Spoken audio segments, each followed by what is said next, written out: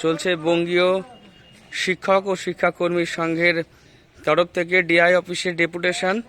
এখানে বঙ্গীয় শিক্ষক শিক্ষাকর্মী সংঘ ABRSM এর সমস্ত শিক্ষক মহাশয়রা এখানে উপস্থিত আছেন, মূলত নদিয়া জেলার তরফ থেকে। এখানে বঙ্গীয় শিক্ষক ও শিক্ষাকর্মী সংঘের যিনি সম্পাদক মাননীয় বিশ্বজিৎ বিশ্বাস মহাশয়, ওনার কাছ থেকে শুনে নেব যে আজকের সমাবেশ এখানে কেন, ডিআই অফিসে ওনারা এসছেন। সকলকে নমস্কার ও অভিনন্দন।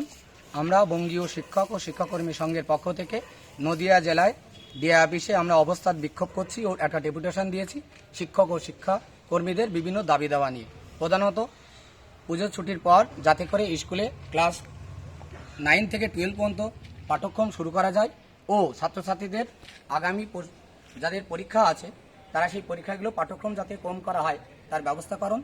তাছাড়া আমাদের শিক্ষকদের বিভিন্ন দাবি দেওয়ার মধ্যে হচ্ছে স্বচ্ছতার সহিত আবেদনের ভিত্তিতে কার্যকর দূরত্ব ও বয়সকে মাথায় রেখে এবং মিউচুয়াল ট্রান্সফারের ক্ষেত্রে বর্তমান রাজ্য সরকার যে একটা বিরক্তিকর পোর্টাল তৈরি করেছে, সেই পোর্টালের মধ্যে শিক্ষক শিক্ষিকার মধ্যে একটা অস্থিরতা তৈরি হয়েছে। তার থেকে কিভাবে সমাধান পাওয়া যায় বা রিমিডি পাওয়া যায় তার দাবিতে আমরা আজকে ডেপুটেশন দিলাম এবং এক বা একাধিক শিক্ষকের সাথে যাতে মিউচুয়াল ট্রান্সফার করা যায় সেই সুযোগটা যাতে রাজ্য সরকার কর্ণপাত করুক সেই বিষয়ে আমরা এখানে ডেপুটেশন দিতে এসেছি। নমস্কার, ধন্যবাদ, অভিনন্দন রইল সবাইকে।